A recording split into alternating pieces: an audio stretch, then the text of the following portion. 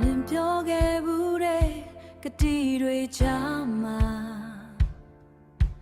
ငါရဲ့မျောလင်းချက်တွေပျော်ဝင်ခဲ့ဘူးတဲ့ဒါပေမဲ့အခုတော့အရာရာဟာအဝေးကိုပြေးလို့ငါမျက်ဝန်းမှာမျက်ရည်တွေပဲချမ်းရခဲ့ပြီနင်နှလုံးသားထဲမှာငါမရှိတော့တာသိပေမဲ့အတင်းချဆွဲထားဖို့ငါမကြိုးစားတော့ဘူးငါရဲ့ချစ်တွေကတွေ့အနောက်ရှက်ဖြစ်နေရင်ငါကိုဒီမှာတင်ထားရခဲ့လိုက်ပါ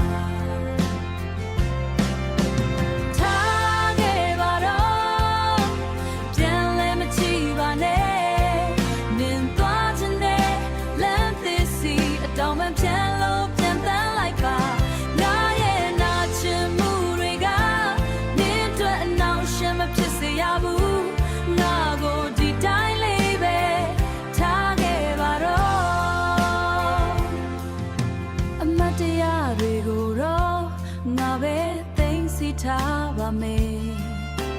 နေရဲ့ပုံရိပ်တွေကိုလည်းငါပဲမေ့ပြဖို့ကြိုးစားပါမယ်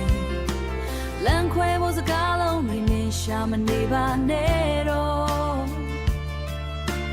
နေရဲ့ကြောခိုင်းမှုကအဖြစ်တစ်ခုပါပဲ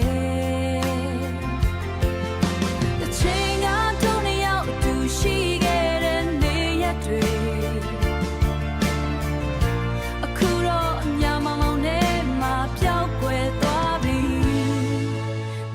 ရွှေမဲဆိုရင်ငါအတွက်အဆင်ပြေပါတော့